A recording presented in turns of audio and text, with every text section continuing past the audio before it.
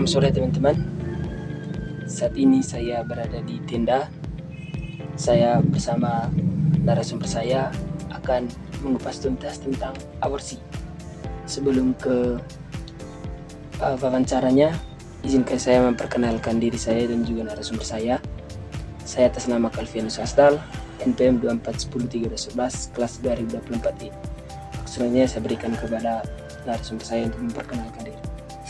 Oke, baik, terima kasih waktu dan kesempatan yang telah diberikan kepada saya. Perkenalkan, nama saya Yana Terkirsialenes, bisa dipanggil Yana. Saya dari kelas 2024D, Prodi S1 Kebidanan. Baik, kira-kira seperti itu untuk di perkenalannya. Langsung di tahap berikut, kita lanjut ke pertanyaannya untuk mengupas tentang aborsi. Pertanyaan nomor 1, apa yang saudari ketahui tentang aborsi? Wow, pertanyaan yang sangat luar biasa ya. Terima kasih. Menurut saya, aborsi adalah tindakan mengakhiri kehamilan sebelum janin dapat hidup di luar rahim. Aborsi bisa terjadi spontan atau keguguran atau disengajai, dan bisa terjadi kelahiran prematur, berat badan naik rendah pada saat hamil berikutnya. Dalam konteks medis, aborsi dilakukan dengan prosedur tentu yang aman dan dilakukan oleh tenaga medis yang sudah terbiasa dan sudah dilatih. Seperti itu jawabannya, teman. Baik, terima kasih atas jawabannya. Langsung saja kita ke pertanyaan kedua. Bunyi pertanyaannya, apakah ada dampak yang serius jika seorang melakukan tindakan aborsi? Menurut sayanya itu ya, alasannya dampak yang serius baik secara fisik, psikologis maupun sosial. Kalau secara fisiknya itu contohnya resiko infeksi, pendarahan hebat, kerusakan rahim, bahkan kematian jika dilakukan secara tidak aman. Kalau psikologisnya itu misalnya rasa bersalah, stres, depresi, terutama psikologis jangka panjang. Kalau secara sosialnya itu misalnya stigma dalam masyarakat, tekanan keluarga, dan juga isolasi sosial.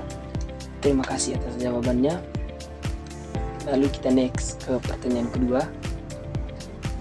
Apakah ada dampak yang serius jika seorang melakukan tindakan aborsi? Menurut saya itu ya, ada beberapa dampak yang serius baik secara fisik, psikologis maupun sosial.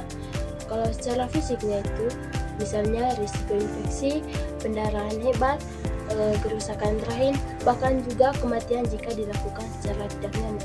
Kalau secara psikologisnya itu misalnya rasa bersalah, stres, depresi, trauma psikologis pada jangka panjang. Kalau secara sosialnya itu misalnya stigma dari masyarakat, tekanan keluarga, dan juga isolasi sosial. Berikut ke pertanyaan nomor 3. Bunyi pertanyaannya, menurut pandangan saudari, apakah tindakan aborsi melanggar nilai-nilai Pancasila dan melanggar nilai-nilai hak? Baik, menurut sayanya itu tindakan aborsi dapat melanggar dari nilai-nilai Pancasila, khususnya pada sila pertama, kedua, dan kelima.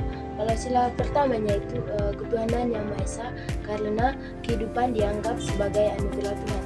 Kalau sila keduanya itu kemanusiaan yang adil dan beradab, karena hak hidup janin diabaikan. Lalu sila kelimanya itu keadilan sosial bagi seluruh rakyat Indonesia, termasuk janin yang belum lahir. Kalau dari nilai-nilai HAM yaitu aborsi menimbulkan perdebatan. Misalnya begini, di satu sisi perempuan memiliki hak atas tubuhnya sendiri, tetapi di sisi lain janin memiliki hak untuk hidup. Maka pentingnya ada pendekatan antara etis dan hukum yang seimbang. Kira-kira seperti itu jawabannya. Baik, terima kasih atas jawabannya. Langsung saja ke pertanyaan nomor 4. Menurut pendapat saudari, apakah ada strategi atau upaya untuk mencegah terjadinya aborsi? Menurut saya itu ada ada beberapa strategi yang dapat dilakukan, seperti akses mudah terhadap alat kontrasepsi. Yang keduanya itu meningkatkan kesadaran atau kesehatan reproduksi. Lalu yang berikutnya itu pendampingan psikologis dan sosial bagi perempuan yang mengalami kehamilan tidak diinginkan. Pertanyaan yang terakhir, bagaimana strategi dari saudari sebagai mahasiswa kesehatan untuk mencegah tindakan aborsi? Menurut saya sebagai mahasiswa kesehatan itu memberikan edukasi tentang kesehatan reproduksi dan pentingnya pencegahan keluarga secara ilmiah dan mudah dipahami. Lalu berikutnya membuat kampanye atau penyuluhan di lingkungan kampus maupun di sekitarnya mengenai bahaya aborsi dan pentingnya mencegah kehamilan yang tidak diinginkan. Seperti itu jawabannya. Terima kasih atas jawabannya.